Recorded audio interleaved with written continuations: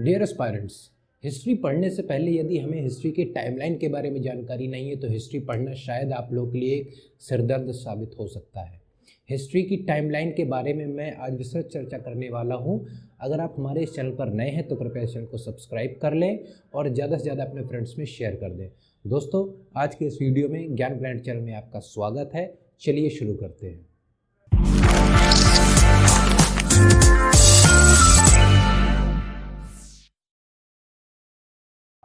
दोस्तों, हिस्ट्री के टाइमलाइन में जब हम लोग बात करते हैं तो सबसे पहले वर्ड्स कुछ हमारे मन में आते हैं कि ये ईसवी, ईसा पूर्व या इंग्लिश मीडियम में बीसी और ये एडी क्या होते हैं। तो आज इसी के बारे में सबसे पहले विस्तृत चर्चा करूंगा।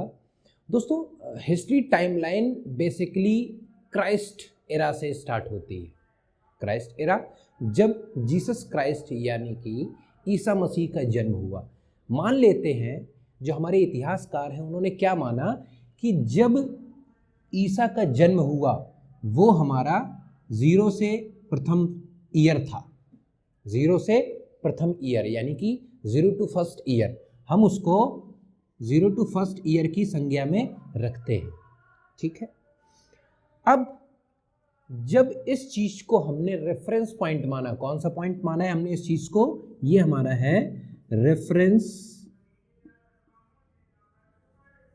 पॉइंट। कहीं तो हम एक ऐसा बिंदु मानते हैं जहां से हम किसी लाइन की तुलना कर सकते हैं कि हम वहां से कितना आगे जाएं या हम वहां से कितना आगे जाएं। जब भी किसी चीज़ की दूरी या उसकी जो भी डिस्टेंस है उसको हमें नापना होता है तो एक रेफरेंस पॉइंट लेना आवश्यक होता है कि यहाँ से इसकी दूरी इतनी है, यहाँ से उसकी दूरी इतनी है। ठीक है। तो यहाँ पर जब हम लोग टाइमलाइन की बात करते हैं हिस्ट्री की, तो सबसे पहले हमारा जो रेफरेंस पॉइंट है उसको हम लोगों ने जीसस क्राइस्ट के बर्थ के रेफरेंस पॉइंट को माना है। जीसस क्राइस्ट का बर्थ अर्थात ईसा मसीह, जीसस, ध्यान रखिए जीसस क्राइस्ट। तो जीसस क्राइस्ट का जो बर्थ ईयर है वो हमारी हिस्ट्री का टाइमलाइन माना जाता है। इतिहासकार इस क्राइस्ट की टाइमलाइन के रेफरेंस पॉइंट को सबसे इंपॉर्टेंट, महत्वपूर्ण बिंदु मानते हैं।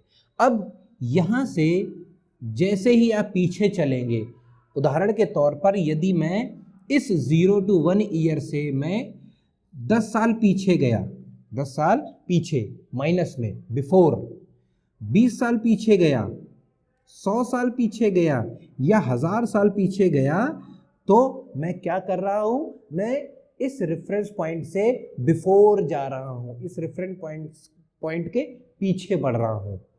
और अगर मैं आगे बढ़ता हूं तो उदाहरण के तौर पर 10 साल आगे गया, फिर मैं 20 साल आगे की बात कर रहा हूं, फिर मैं 50 साल आगे की बात कर रहा हूं, या मैं 100 साल आगे की बात करूं, या मैं 1000 साल पहले की आगे की बात करूं, या मैं इसको और भी एक्सटेंड कर सकता हूं और मैं उदाहरण के तौर पर 1132 ईस्वी या 2020 जो कि प्रेजेंट टाइम है, जो कि प्रेजेंट ईयर चल रहा है, मैं यहाँ की बात करूँ। अब ध्यान देने वाली बात यह है कि जीसस क्राइस्ट के बर्थ से हम लोग 2020 साल आगे के एरा में हैं, आगे की शताब्दी में हैं, आगे के सहस्त्र वर्ष और शताब्दी में है। सहस्त्र वर्ष 1000 साल, शताब्दी उसी का सैकड़ा बनता जाएगा। उदाहरण ये हो गया हमारा पहला दशक। इस दशक में और 10 साल जोड़ दिए, ये भी दशक। तो जब 10-10 या 100 के अंदर जब आप चलते हैं तो वो दशक बोले जाते हैं, और जैसे ही 100 हो गया वो आपकी सेंचुरी होती है, शताब्दी। अब जब आप शताब्दियों में चलेंगे, 100-100 साल के क्रम में बढ़ेंगे तो वो आपकी शताब्दी होगी। ऐसे ही 1000 साल आपका हो जाएगा मिलेनियम या सहस्त्राब्दी। तो जब आप 1000 साल आगे हो गए तो अब सहस्त्राब्दी, तो 1000 सहस्त्राब्दी, 1100 क्या कहेंगे हम लोग, 1100 को 1000 सहस्त्राब्दी में एक शताब्दी और जुड़ गई तो हो गया हमारा 1100 शताब्दी या 1100 वर्ष आप बोल सकते हैं। और मैं इसमें जोड़ सकता हूँ 1000 जो हमारी एक सहस्त्राब्दी है, एक सहस्त्राब्दी, 1000 वर्ष को हम लोग एक सहस्त्राब्दी बोलते हैं, और इसमें 1 शताब्दी मैंने जोड़ दी या 2 शताब्दी जोड़ दूं और उसमें मैं कुछ दशक और जोड़ दूं। उदाहरण के तौर पर मैंने 3 दशक यानी कि 10 साल मैंने जोड़ दिए और 2 साल और मैंने ऐड कर दिए, तो कितना हो गया? 1130 और 2 32, 1132। तो हमारा ये वर्ष कौन सा निकल कर आता है? 1132 वर्ष या ईस्वी। ठीक है, तो ध्यान देने वाली बात यहाँ पर यही थी कि यदि हमें रेफरेंस पॉइंट नहीं पता होता तो हम लोगों को कितना आगे जाना है, कितना पीछे जाना है, हमको नहीं पता चलता। तो रेफरेंस पॉइंट बहुत जरूरी, क्योंकि हिस्ट्री जो होती है ना कहीं से स्टार्ट है और ना कहीं अंत होगी जाकर, तो हमें एक रेफरेंस पॉइंट लेना था।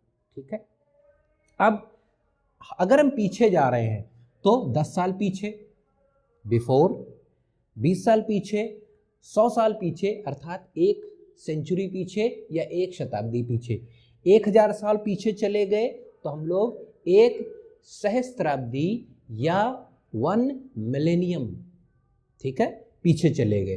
तो अब इसको हम कहते क्या हैं? अभी तो मैंने एक बड़े से वाक्य को बोल दिया कि हम लोग 1132 साल आगे की बात कर रहे हैं, या मैंने पीछे से बोल दिया कि अभी हम लोग 1000 साल पहले की बात कर रहे हैं। ठीक है, लेकिन इसको एक पर्टिकुलर नाम दे दिया गया है हमारे इतिहासकारों के द्वारा। क्या इसको बोलते हैं? जो इस रेफरेंस पॉइंट से पीछे जाएगा उसको कहा जाता है, ये क्या है? क्राइस्ट। ठीक है ना, तो इस क्राइस्ट एरा से पीछे या पहले, इस क्राइस्ट एरा से पहले को बिफोर, बिफोर मतलब पहले, और क्राइस्ट, बिफोर क्राइस्ट, या इसको और शॉर्ट फॉर्म में बोलते हैं हम लोग बीसी। ठीक है, तो अगर मैं लिखूं 10 बीसी, 10 बीसी का मतलब क्या हो गया कि हम लोग ईसा मसीह के जन्म से 10 साल और पहले की बात कर रहे हैं। अगर मैं लिख दूं 600 बीसी, इसका मतलब क्या हो गया? हम लोग ईसा मसीह के बर्थ रेफरेंस पॉइंट से 600 साल पहले की बात कर रहे हैं। ठीक है, अगर मैंने लिख दिया 544 बीसी, अर्थात हम लोग ईसा मसीह के बर्थ से 544 वर्ष पहले की बात कर रहे हैं, बिफोर क्राइस्ट। ठीक है, और इसी को हम लोग 6ठी शताब्दी भी बोल सकते हैं, ईसा पूर्व, 6ठी ईसा पूर्व। ठीक है, अब आगे बढ़ते हैं। इसका भी एक पर्टिकुलर नाम दिया गया है, इसको बोला गया है, आप इसको आफ्टर क्राइस्ट भी बोल सकते हैं। ठीक है ना, लेकिन आफ्टर क्राइस्ट की बजाय इतिहासकारों ने क्या इसको बोला है? एनो डोमिनी, एनो डोमिनी। ठीक है, इसको शॉर्ट फॉर्म में हम लोग कह देते हैं एडी। तो ये काफी समय से चला आ रहा था, बीसी और एडी। अब आपने देखा यहां पर इंग्लिश वर्ड का यूज किया गया है बिफोर क्राइस्ट, लेकिन यहां पर इंग्लिश वर्ड्स का यूज नहीं किया गया है। तो इतिहासकारों में काफी प्रॉब्लम्स पैदा हो गए कि हम किस प्रकार की भाषा को चुने। तो चुनने में सबसे पहले उनके दिमाग में आया कि जो हमारे विश्व की स्टैंडर्ड लैंग्वेज है, स्टैंडर्ड लैंग्वेज हमारे विश्व की इंग्लिश मानी जाती है। इंग्लिश स्टैंडर्ड क्यों मानी जाती है? क्योंकि प्रत्येक देश में इंग्लिश को समझना, लिखना, बोलना काफ़ी आसान होता है और ये एक प्रॉपर कम्युनिकेशन लैंग्वेज सभी के बीच में स्थापित हो सकती है। इसीलिए हम लोग इंग्लिश को स्टैंडर्ड लैंग्वेज के रूप में मानते हैं।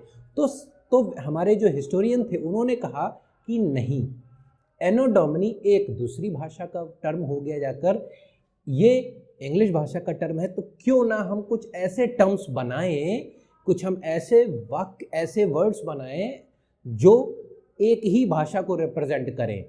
उन्होंने क्या कहा? ऐसा कुछ नाम दिया जाए जिससे समझना भी आसान हो और उसका अर्थ निकालने की जरूरत भी ना पड़े। क्या बताया उन्होंने? अब क्या लिखा जाता है, इस बिफोर क्राइस्ट को उन्होंने बोल दिया कॉमन। कॉमन क्या बोल दिया? कॉमन, जो दोनों में हो, उभयनिष्ठ। तो इसको बोल दिया कॉमन एरा, कॉमन एरा। ठीक है, ओके। और इसके बाद क्या आ गया, बिफोर कॉमन एरा, यानी कि जीसस क्राइस्ट के जितने भी बाद का है वो सब कॉमन एरा, और जीसस क्राइस्ट के जो भी पहले है उसको उन्होंने क्या कह दिया, बिफोर कॉमन एरा। अब पहचानना काफी आसान था, यहां पर रेफरेंस पॉइंट उन्होंने माना तो है, लेकिन रेफरेंस पॉइंट से लेकर आगे तक जितना भी है वो सब हमारा कॉमन एरा के रूप में जाना जाता है, या उसको सीई बोलते हैं, कॉमन एरा को सीई बोलते हैं, और इसको हम लोग बीसीई बोलते हैं, इसको बिफोर कॉमन एरा कहा जाता है।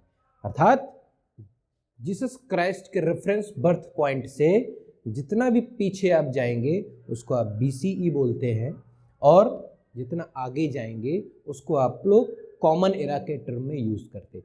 हिंदी मीडियम में काफ़ी परेशानी उसमें भी करने की जरूरत नहीं है, जो इंग्लिश मीडियम है वही हिंदी मीडियम, मैं आपको दोनों भाषाओं में पढ़ाने की कोशिश करता हूँ ताकि क्वेश्चन आपका दोनों भाषाओं में आता है और मेरे वीडियो को देखने वाले दोनों भाषी होते हैं।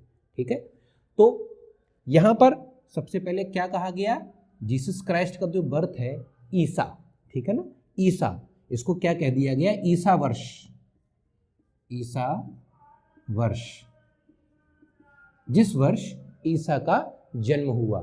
ठीक है, ईसा वर्ष से पहले इसको क्या बोलते हैं, ईसा से पूर्व या ईसा पूर्व। ठीक है, और ईसा के बाद का सारा वर्ष इसको हम लोग ईसवी बोल देते हैं। ये वही चीज है, कॉमन एरा या रेफरेंस पॉइंट को मिलाकर सारा का सारा जितना आज तक हमारा चल रहा है उसको हम लोग ईसवी बोल देते हैं, ईसा वर्ष या ईसवी या ईसवी। ठीक है, तो सॉरी ईसवी। अब आपने देखा कि हमको हिस्ट्री की टाइमलाइन पढ़ने से पहले पता तो होना चाहिए कि हम लोग रेफरेंस पॉइंट कहाँ का मान रहे हैं। रेफरेंस पॉइंट वो होता है जहाँ पर जीसस क्राइस्ट का बर्थ हुआ, उससे जितना पीछे जाएंगे, पीछे संख्या बढ़ते क्रम में जाएगी, वो बिफोर होगी या पूर्व होगी, ईसा पूर्व या बिफोर क्राइस्ट या बिफोर कॉमन एरा। ये तीनों एक ही नाम है, before Christ, before common era या ईसा पूर्व। आप लोग इस चीज को नोट कर लीजिएगा या इस चीज का स्क्रीनशॉट जरूर ले लीजिएगा। ये एनो डोमिनी पहले कहा जाता था, आज भी लोग कहते हैं, लिखते हैं, लेकिन इसको अब कॉमन नेम इसका हो गया कॉमन एरा जो कि चलता है, या इसको आप लोग ईसवी भी बोलते हैं। ठीक है, तो इस प्रकार से आप लोगों ने देखा कि हिस्ट्री टाइमलाइन हमारे लिए बहुत इंपॉर्टेंट है। अभी जब मैं आगे आपको बताऊंगा कौन सी एज कहाँ से स्टार्ट हुई, आपको तब आइडिया लगेगा कि हाँ मैं इस साइड से बात कर रहा हूँ या इस तरफ की बात कर रहा हूँ। अगर मैं आपसे कह दूं आज हम लोग सन 2020 में हैं और सन 2020 से 5000 साल पहले, तो 5000 साल पहले का मतलब 2000 साल तो यही आपके हो गए, पीछे आकर कॉमन एरा में आ गया, बर्थ पॉइंट पर आ गए। ठीक है, तो 2000 साल तो ये और 3000 साल और यहाँ पीछे, तो लगभग आप यहाँ पर आ जाएंगे। ये आप पहले 2000 साल पीछे चले और 3000 साल आप यहाँ पीछे चले, तब तो आपके हो गए टोटल 5000 साल। ठीक है, तो मैंने कहा आज से 5000 साल पहले कौन सा वर्ष होगा, तो आप एक अनुमान लगा सकते हैं कि 2000 साल तो ये हो गए और यहाँ से 3000 साल और, यानी कि यहाँ पर लगभग कुछ 3000 वर्ष चल रहा होगा पीछे। अब इसको आप क्या लिखेंगे, 3000 क्राइस्ट से पहले। ठीक है, तो बिफोर क्राइस्ट 3000 BC, इसको आप क्या लिख सकते हैं, 3000 BC या 3000 BCE बिफोर कॉमन एरा, या 3000 ईसा पूर्व। अर्थात हम लोग बहुत सालों पहले की बात आज से कर रहे हैं। ठीक है ना, आज से 5000 साल पहले या रेफरेंस पॉइंट से 3000 साल पहले या 3000 ईसा पूर्व। ठीक है। तो इस प्रकार से हम लोग हिस्ट्री की टाइमलाइन को समझते हैं। बहुत इंपॉर्टेंट है, हिस्ट्री समझने से पहले आपको ये जानना ज़रूरी था, इसलिए मैंने आपके लिए एक सेपरेट वीडियो ये मैं आपके बना कर लाया हूँ। आपको आशा है पूरी टाइमलाइन समझ में आ गई होगी। आपको वीडियो अगर अच्छा लगा इसको लाइक करें और इसको सब्सक्राइब ज़रूर करें, इसको शेयर भी करें। और दोस्तों, जो सब्सक्राइब के नीचे जो बेल आइकन का बटन होता है उसको भी प्रेस कर दें, न्यू नोटिफिकेशन आपको आपकी नोटिफिकेशन स्क्रीन पर मिल जाएगी। तब तक के लिए धन्यवाद। आपका दिन शुभ हो।